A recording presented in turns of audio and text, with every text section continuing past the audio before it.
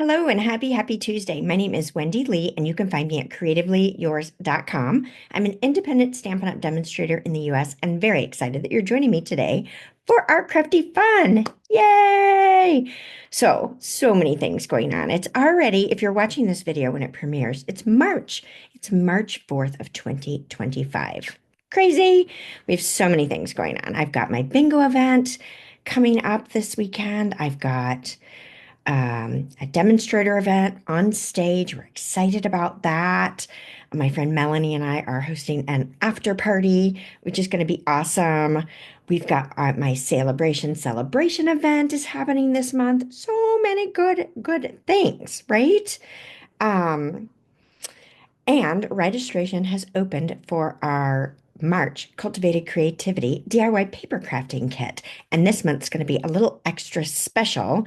We've got some extra special surprises in this month. So definitely don't want to miss it. We are featuring the terrific toadstools. And you can see a peek of a few of the projects behind me right there. There is a sneak peek overview on my YouTube channel that you can watch as well.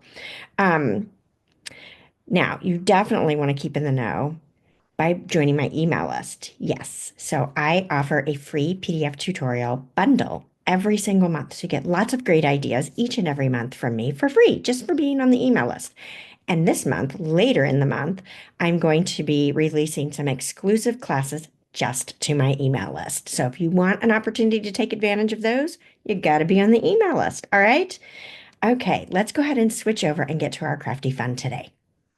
All right, so for today's project, we are featuring two stamp sets that are from the Mixed Media Florals suite that is part of our online exclusive. So you're not going to see this in our catalogs, but this is a mega suite, which means there's two different bundles. Now, I'm not using the dies for either one of these today.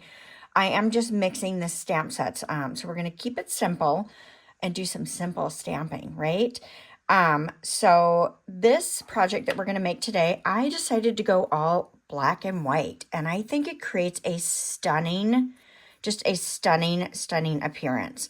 So this project here is my project for the All-Star Video Class Tutorial Bundle because we are featuring the Mixed Media Florals product suite for our tutorial this month. So you get 12 fantastic ideas, plus each of us, including in this blog hop, you'll get an additional set of examples that you can try. So lots of great ideas to use with this particular product suite. Now, the project list cut dimensions will not post until tomorrow on my blog since this is my hot project. But let's go ahead and get started and create this fantastic project. All right, so let's start with our thick basic weight card base. I've got 4¼ by 11. So just cut my cardstock in half. I'm going to give that a good crease on that fold there. And then I have got a layer that I cut 4 by 5¼ and I've embossed it with the Plaster Painting 3D embossing folder. This one adds so much fantastic, great texture. I just love it. So we're going to go ahead and adhere this down with our Stampin' Seal.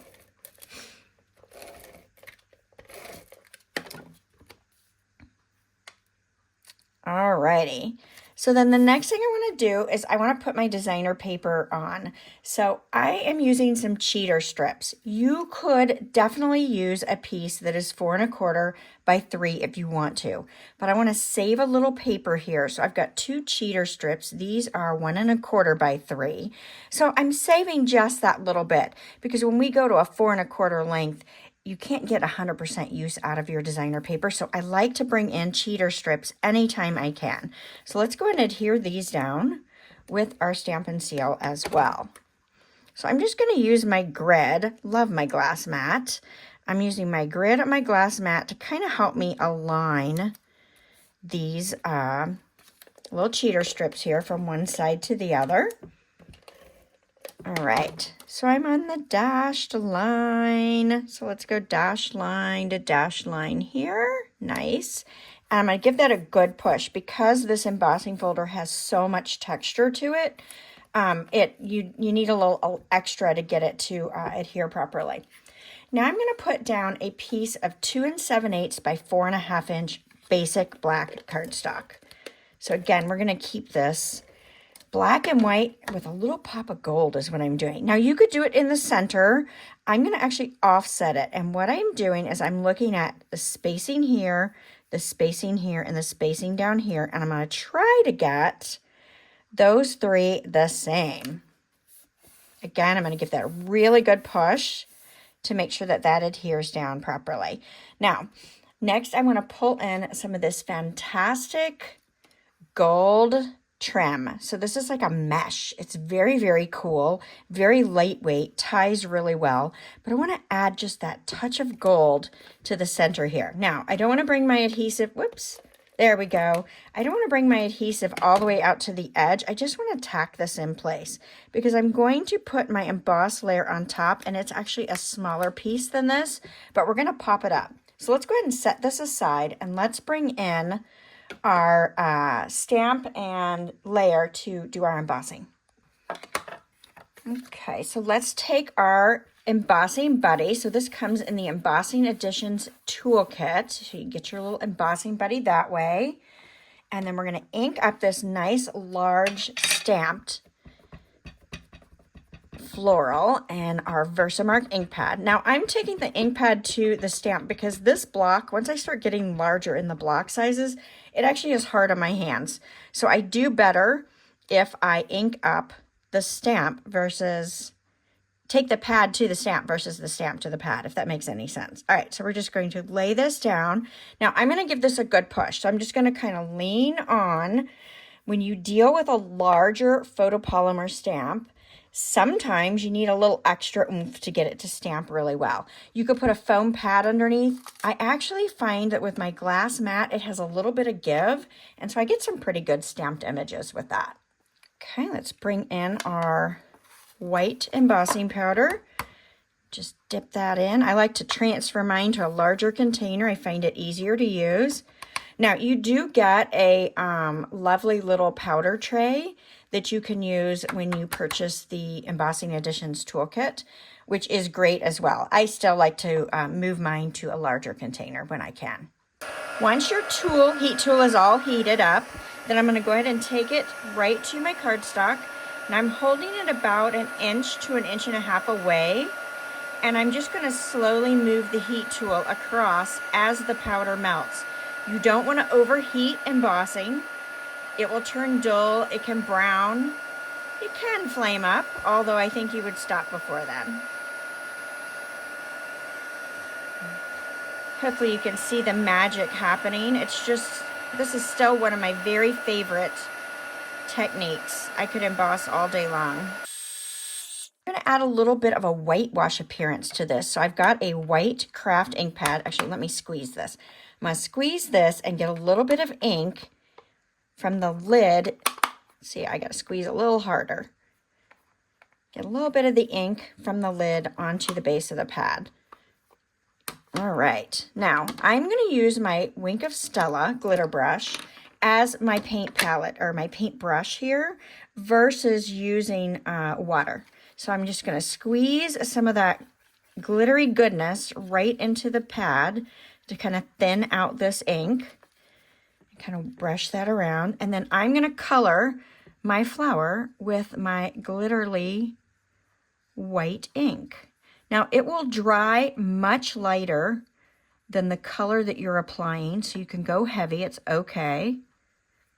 Now I put a lot of the glitter in there. You could squeeze a little bit of glitter and put some water in there as well if you don't want it quite as shimmery as what I'm getting here. And I also found that you can kind of go back over it if you want a little more white, right? So we're gonna just quickly fill that in. And this is kind of a cool way to do it. I love a nice black and white card. It's been a while since I've done one. Do you do them very often? You guys let me know. Have you tried it yet? Maybe you've never done one.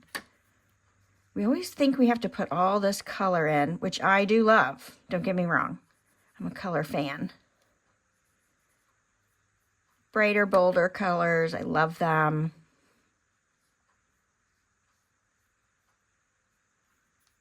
All right, let's see if I can add a little bit more white to a couple little spots here. I've got so much glitter going on, which is fantastic. Let's see, we add a little bit more to this one too, just up here. Why not? Now, if you're having trouble getting a good amount of ink when you squeeze your pad, like some of the pads are hard to squeeze, right? Our newer ones, this is an older style pad, but they are a little bit difficult to squeeze. And depending on your arthritis situation, like sometimes my hands are not going to work for me with the arthritis. So depending on the situation you've got going on at the moment, you may find that you do better putting a little bit of re-inker in the lid or on another surface that you can use as a paint palette. But is that not awesome? So you've got that whitewash with all that glittery goodness. So we need to let that dry for a little bit. So let's go ahead and work on our sentiment and finish our card inside. So on the inside, I am going to simply add a little strip of the designer paper. So I've got a piece that's 4 inches by 1 inch. This is a great way to bring the design inside and still keep it super, super simple. Now, I could stamp in here as well. I've chosen not to. I've chosen to just leave it blank. All right, let's do our sentiment next. I am using the Something Fancy dies. Okay, and I'm using this one right here, and I've already die cut that little label out. And then we are going to stamp our sentiment in Memento black ink. So let's bring that in. For a great friend. Let's see if we can get this somewhat straight. Now, my label will look crooked on mine, and part of the reason of that is that, whoops, I didn't get it down low enough. Part of the reason is that the rubber image is not always even all the way around, and so I personally am struggling with that. So I did do another one where I stamped and did a good job. So I've got a backup since I did not stamp and do well. A lot of times I will stamp, especially with red rubber, I'll stamp and then die cut, which I find very helpful as well. All right, I think we've let this dry long enough. So let's bring in our Stampin' Dimensionals. And we are going to pop this layer up. So I'm going to be a little excessive.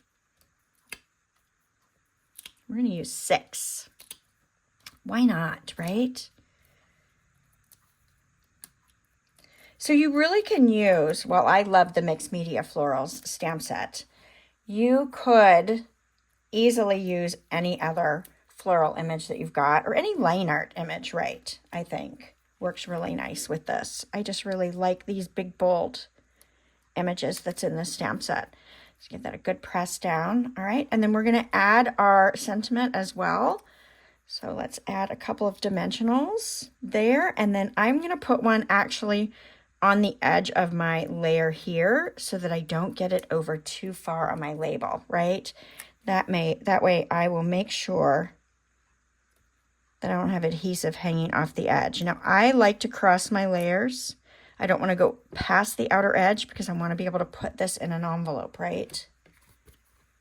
But I still like it to go out if I can. All right, let's grab our little bees. We're going to add a couple little bees. I'm just going to put a couple of glue dots of glue, of liquid glue. And then we're going to pull in our little bee trinkets. These are adorable. They are just adorable. They're little bitty.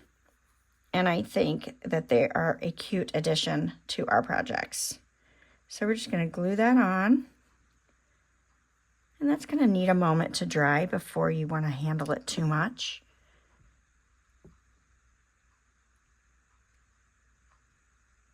Now you could let the glue dry all the way before you do this if you prefer, so that you don't get any glue ooze, but I think that that looks fantastic. What do you guys think? Do you love this one? I hope that you're going to give this a try. Be sure to share your black and white cards with me. I'd love to see what you create, or your whitewash cards. You can do whitewashing on all kinds of fun colors as well.